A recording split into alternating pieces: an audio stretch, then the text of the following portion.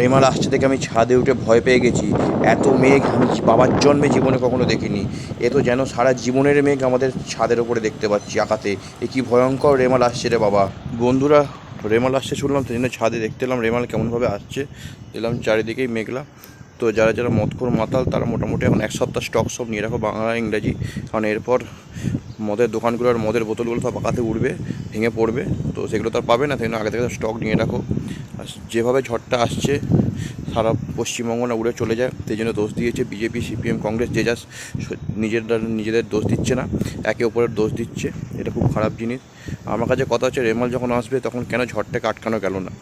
140-150 kilometre পার আওয়ারে ঝড়টা আসবে, তো 200 কিলোমিটার পার আওয়ারে ট্রেন দিয়ে ধাক্কা মারুক, যাতে ঝড়টা এখান দিয়ে না গিয়ে অন্য কোনো দেশের ওপর দিয়ে চলে যায়। ক্ষতি কম হবে। কেন যেটা করছে না বুঝতে পারছি না। তো এরপর নিজেরা দেখতে পাবে না। যারা পাতলা মানুষ আছো তারা তো দেখতে পাবেই না, কারণ আকাশে মোটামুটি সুপারম্যানের মতো উড়বে। তো সবাই সাবধানে থাকো, ভয় পাওয়ার কোনো কারণ নেই। কারণ ঝড়ের গতিবেগ 150 থেকে আমি চাই 300 কিলোমিটার পার আওয়ারে হয়ে যাক।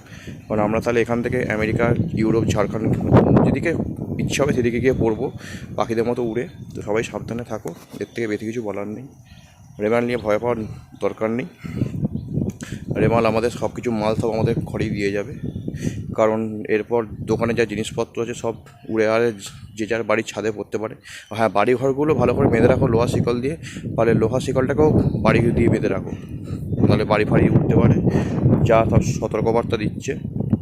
আর বৃষ্টিতে মোটামুটি এখন সমুদ্র জল ফল উঠে যেতে পারে, সবাই সাবধানে দেখো, জল খেয়ে বেঁচে দেখো, সাবধানে দেখো। রেমাল আসছে আর কিছুক্ষণের মধ্যেই।